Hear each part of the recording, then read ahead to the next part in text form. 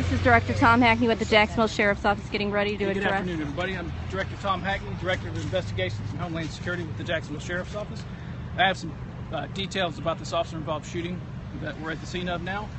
I want to emphasize before I begin that these details that I have now are facts that we've learned at the scene, facts that are somewhat preliminary, and as time goes on, facts are added to as we talk to more witnesses.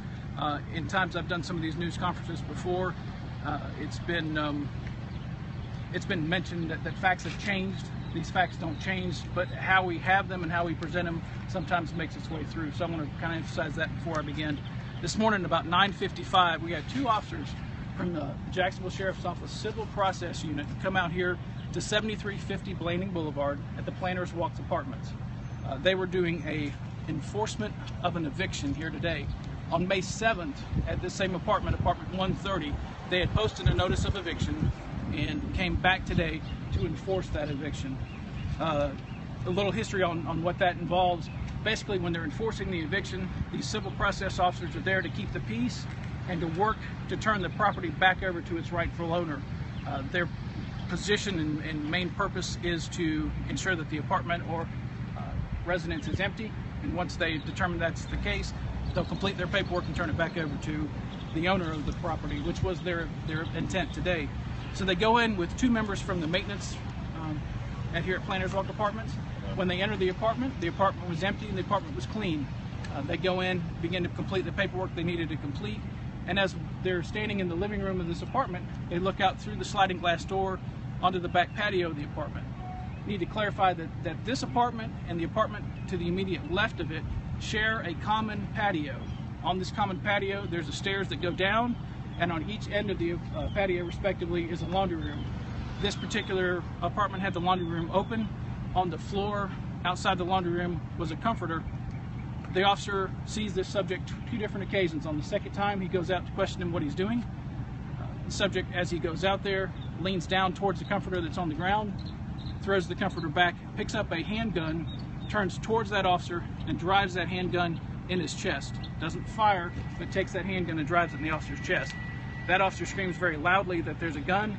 The second officer inside comes out to help him, and a struggle over that gun ensues. The subject is working to get free of these two officers, actually is able to get free of the officers and run down the steps. As he gets towards the bottom of the steps, the subject turns back towards the officers. Both officers, fearing that the firearm was going to be used against them, fired their guns. One officer fired 2 times, another officer fired 4 times, 6 times total. That subject was hit, and he ran a few feet where he collapsed. Jacksonville Fire Rescue was called, and he was announced dead at the scene. The 2 officers are involved have been placed on administrative leave, which is standard for our policy. As we did a little bit more investigation, we found that inside that comforter where the gun was found, there were 2 containers of marijuana that was packaged for sale.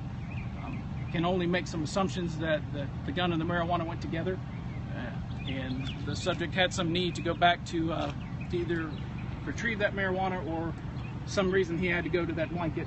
He reaches down towards the blanket and pulls the gun on the officer.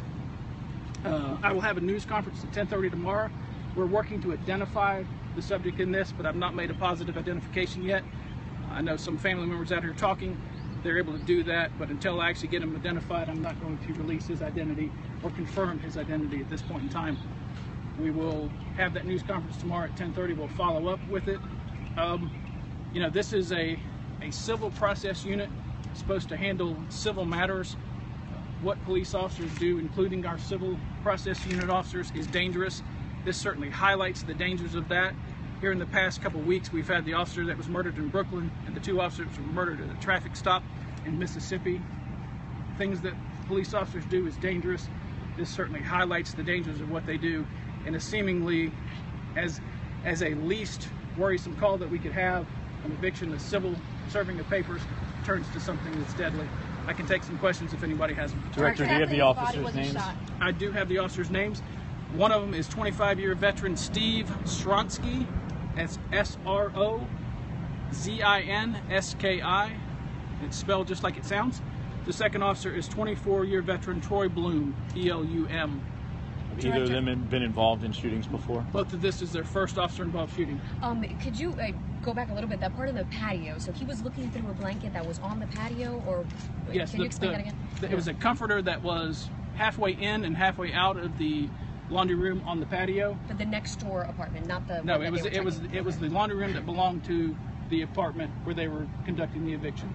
So what we're beginning to see, and again I can't confirm his identity, that he may be somehow related to that apartment to the left, where the apartment immediately to the left of the apartment where the eviction was. So, but he was inside the apartment that the officers were checking, that initially they thought was empty? No, he was not inside the apartment. He was on the patio of the apartment, outside of glass door. In what part of his body was he shot? I don't know yet.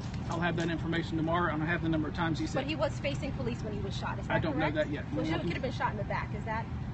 Why would you assume that? I'm asking that. Well, I don't know. You asked me. No, I'm asking. I don't know. Okay, we're not sure. Okay, right. All right. Tom, may I ask, this happened on a second floor, is that correct? Correct. This is with Logan, and then the subject was going down the stairs. Correct. And then the scenario one more time, and was the gun found on his body? Where was the gun? The gun was found on the patio upstairs. The magazine for the gun was found at the base of the stairs. Okay. So you had the gun either come apart or in two different pieces. Okay, so he was going down the stairs. I'm sorry if I missed it, but you'd say he turned towards the officers, or what led to their decision to use lethal force? The fact that they were wrestling him with the gun, they may not have realized at the point in time where he turned towards them that the gun had come loose upon the stairwell. He turned towards them, fearing for their life, deployed deadly force. I might have missed this. Did you mention who was present? Were there any kids present, or was just these people There's involved? the two officers and the two maintenance people, and you did miss that.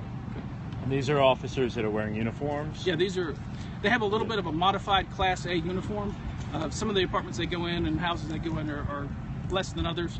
And so their uniform looks like ours. It has sewn on patches versus badges and those kind of things. But you would know it's a police officer. Oh, yes, very clearly. So there were two witnesses? There were two witnesses to the shooting, the two maintenance workers from the apartment complex. Any reason to believe that this suspect was under the influence or anything? Was he? It's a bit of a speculation that the gun that he picked up was right next to a fairly decent amount of marijuana. Whether that's for personal use or sale, we'll know at autopsy and find out what the toxicology is on him.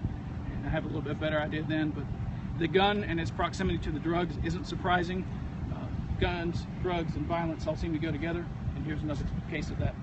Tom, do you have a general idea of what the distance was between the officers and the individual when he fired? Whatever the distance is down the steps. He was at the base of the steps. Just a few feet? I mean, probably 10, 12 feet or so. But that's, again, speculation. And the gun itself, not the magazine, but the gun itself was found at the top of the stairs. Where the fight was. Is that correct? Yes, where the fight That's where the struggle occurred. Correct. What kind of gun was it? It's a semi-automatic Smith & Wesson. I'll have more information on that tomorrow. Caliber? Any I other don't know. I'll get more questions? information. You said it was pointed toward the chest, or it actually made contact with the officer? No, he touched the officer's chest. Any other questions? Did the officers give him any commands that you know of? I don't know that, to be honest with you. To that point, we haven't gotten in depth I with it. understand. Did the officers, have they given a statement yet, or that's still? No, that's still coming. So basically the information you've got is from the witnesses, Correct. Is that correct? That is correct. Director, if you could, when you see incidents like this, do you feel like body cameras would be a good thing to have to show right or wrong or what happened in this situation? There's a lot of issues that come with the body cameras. Sheriff Rutherford has talked about the body cameras at great length. His opinion on them is that there's more work that needs to be done with them. There's a lot of privacy issues that come with them. That's really all that I can comment at this time. Who fired 2 times and who fired 4 times? Do Officer you know? Shronsky fired 4 times. Officer Bloom fired twice. Anything you want to share people who live in the area or they need to know at this point? Don't pick up a firearm and point it at a police officer. That's amazing that somebody would have the thoughts to do that. This day and time, things get to that level. But here is a case where the officers are outperforming their job, being paid by the taxpayers of Jacksonville, and somebody takes it upon themselves to pick up that gun for whatever reason and go into a armed combat with police officers. Tom, So I would recommend against that. I'm sorry. Do you have an idea of the approximate age of the subject? I really don't. Again, I'm working through that identity, and I'll have that tomorrow and get that to y'all. And let me ask, I don't know if you heard coming up with a lady who identified herself as a member of the family, suggested that the police, her words, that the police murdered her brother, I guess is what it was. Is there anything that you can say at this point to the family or anyone else related to that statement? My heart goes out to the family at the loss of their loved one, whoever that happens to be, if it turns out to be correct. I would put the onus on him. Had he not picked up that gun and not aimed it at those officers, he would be on his merry way today and not laying over here waiting to be picked up by the medical examiner's office. This responsibility for this, as sad as it is, the hard cold fact is that the responsibility is just that of his. But again, I say to his family, I'm sorry for your loss, and I wish it was different. Any other questions? All right, thank y'all you, very much. everybody. Thank you. Appreciate it.